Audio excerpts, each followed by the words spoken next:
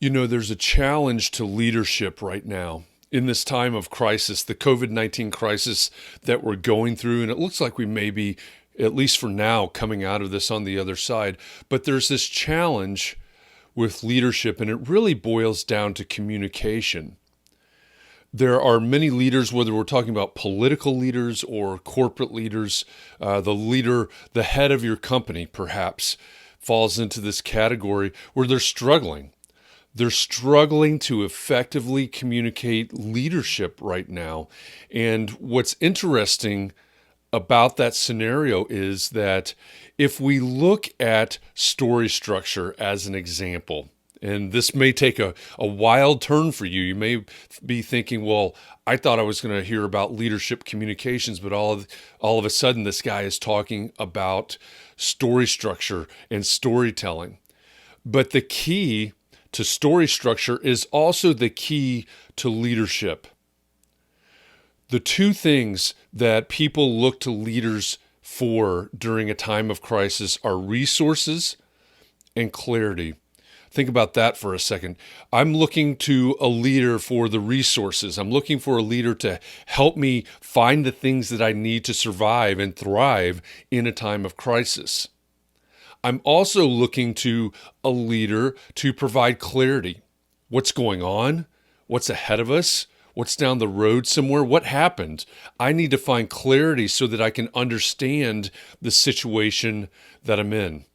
So if we go back to story structure and think about how stories, every story that you know, whether it's from a movie or from a book, every story starts with a character, a main character. Sometimes we call them the hero character.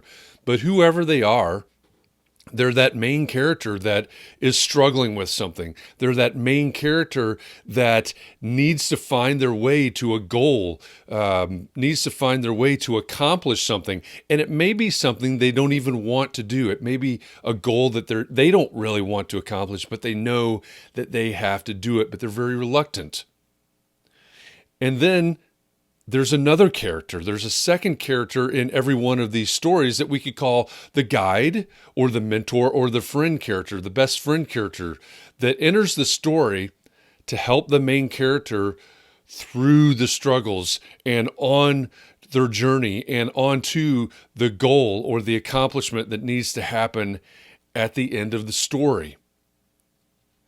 And it's important to understand also that that guide character, that best friend character, is the one that comes in and they're supportive, but they go on that journey with them and they have a plan, as flawed as it may be, they have a plan to help get through the trials and tribulations, through the struggles, and on to the goal, the victory, the achievement at the end of the story.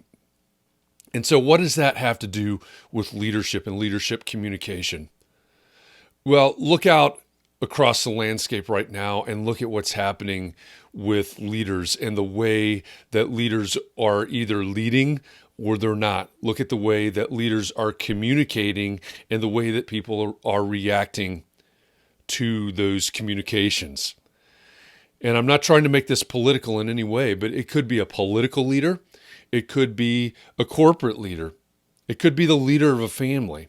But what happens in times of crisis or any time that you're trying to lead somebody, if you come into the conversation, if you go up to the podium, either literally or figuratively, and you start out talking about how great you are and how much you've accomplished and how qualified you are to lead everyone to the victory at the end, that message, number one, it forces someone to either say, yes, I believe you, yes, I care about what you're talking about, or no, I'm not on board. I don't care that you think you're the best. I don't care that you have accomplished these things.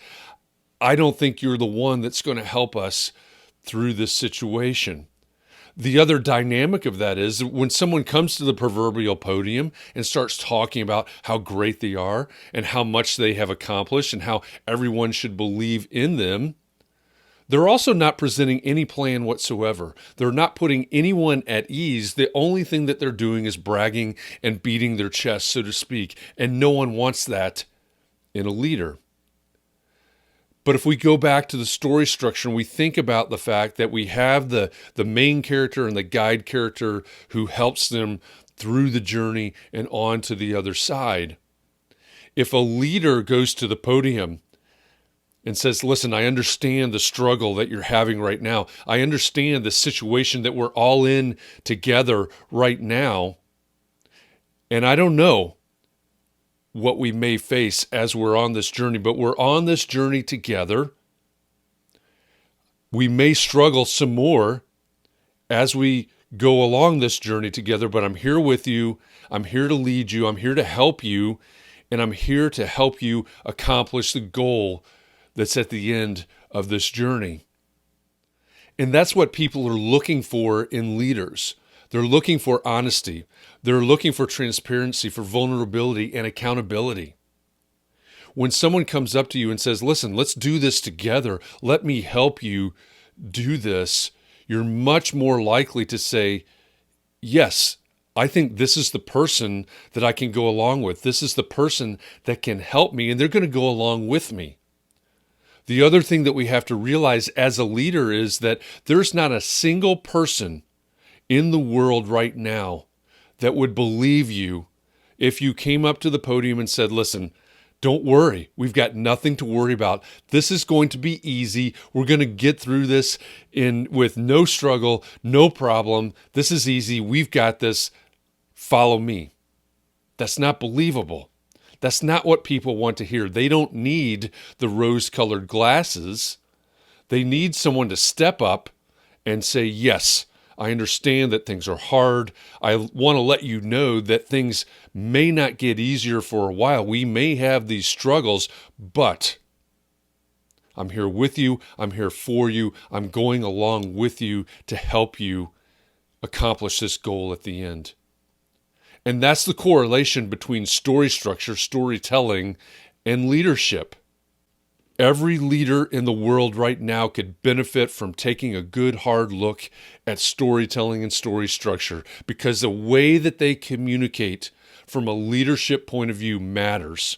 The way that they communicate from a leadership point of view, the words that they say, even the order that they place those words in, will directly impact their ability to lead, will directly impact their ability to convince people that they're the leader, that they're the one that they should follow on this journey. And that's the big mistake that many leaders make, either in normal times or especially in times of crisis. Everything is amplified, everything is magnified in times of crisis, and people are turning to leaders saying, where's my guide? Where's my guide? Who's going to help me through this? And so one final thought about storytelling and leadership communication. Whatever story you have to tell, if you want people to believe you, if you want people to follow you, if you want to be able to move people, you cannot be the hero of your own story.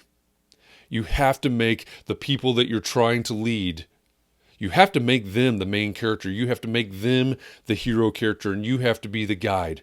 I know that seems completely counterintuitive, but everyone's brain is saying, we don't need another hero.